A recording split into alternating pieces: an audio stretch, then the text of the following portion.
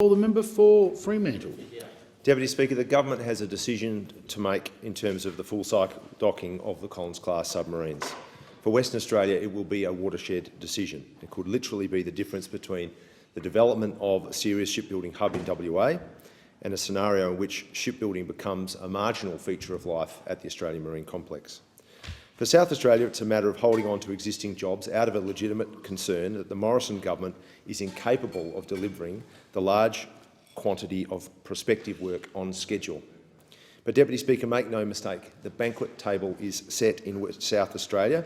Of the $90 billion defence shipbuilding program, $85 billion worth of work will be focused in Adelaide in the form of the future frigates and the future submarines.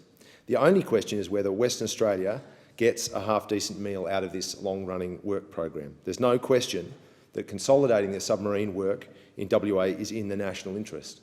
It follows international best practice to have the sustainment occur where the submarines are based.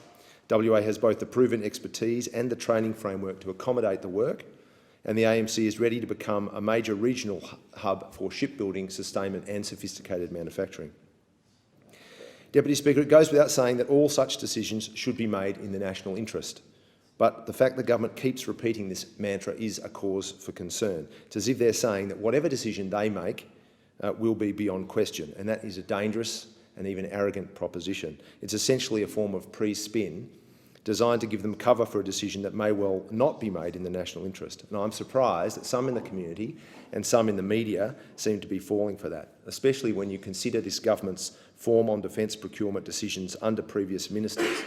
Was it really in the national interest to split the offshore patrol vessel construction program so the first 2 OPVs are built in South Australia before the next 10 are moved to WA, if we're lucky? Deputy Speaker, it is not in the national interest for WA to get virtually nothing out of the defence shipbuilding program. It's not in the national interest to miss the opportunity to ensure Australia has a properly developed shipbuilding hub on the Indian Ocean.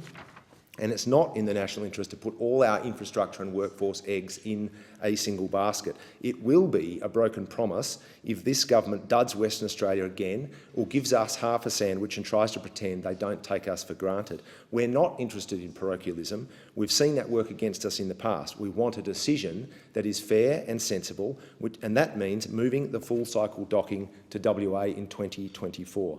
Deputy Speaker, I've made those arguments since my election in 2016, and I will continue to make them on behalf of my electorate, on behalf of my state of Western Australia and in the national interest.